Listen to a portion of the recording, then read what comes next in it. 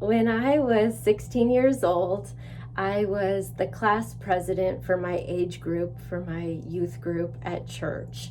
And as a class presidency, so a few of us teenage girls in our age group, we would meet regularly to plan weekly activities for the other girls. And we would try to do learning activities where we'd have someone come and teach us how to do car maintenance, or have someone come and teach us how to make bread.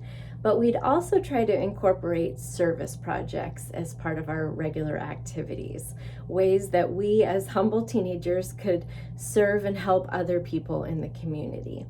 And one of the ways we would do that is we would go regularly to the assisted living home, to the nursing home. And we'd even invite the teenage boys to join us. So there'd be about 20 of us.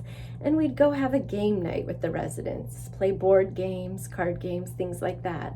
Or we'd put on a talent show and do music performances and skits and try to entertain the residents. And they loved it. They looked forward to our visits.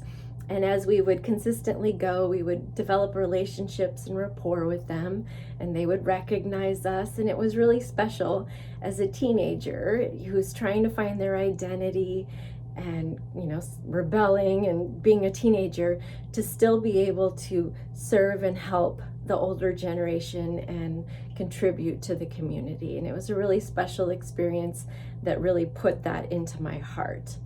But I would often feel so sad for the residents in the back that couldn't join us, that had serious medical conditions, that had equipment that didn't allow them to come participate, or cognitively they just couldn't engage with us. They were bedridden, and I always felt sad that they were left out. And I talked to the director and said, how can we serve the residents in the back so that they're not forgotten? And what we came up with was that on Sunday afternoons, we were invited to come and quietly sing hymns, to walk the hallways in the back and sing hymns and stop at each door. And if the resident was receptive, we would go inside and sing a song or two to them.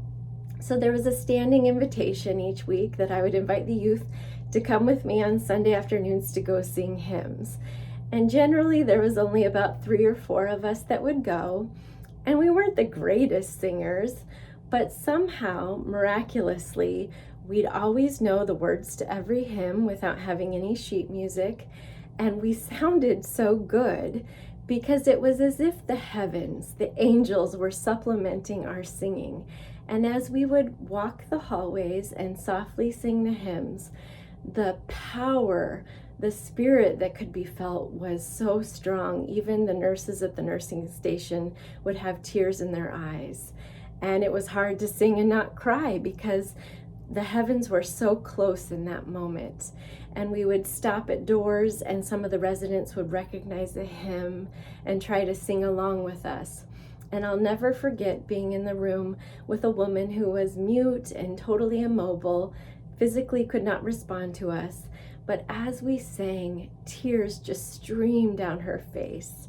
And you could feel the love that God had for her so powerfully filling that room. It was as if the heavens were there with us. The angels were surrounding us in that moment as we sang to her.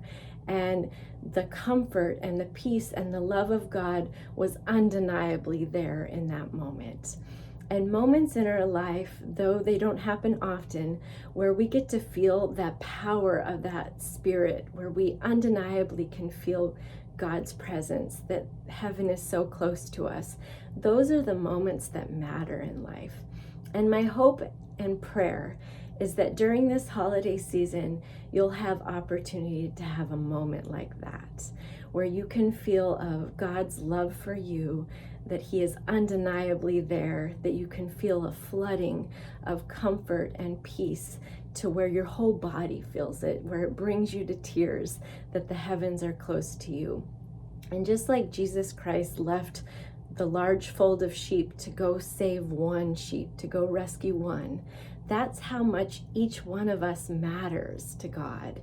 And if you're feeling sad or alone or forgotten, you're going through a hard time and feeling forsaken, like you've been forgotten by God and everyone else, please know you are just as important as that one sheep, and God cares about you just as much as he does the residents at the back of the nursing home, that each of us matters so much to him.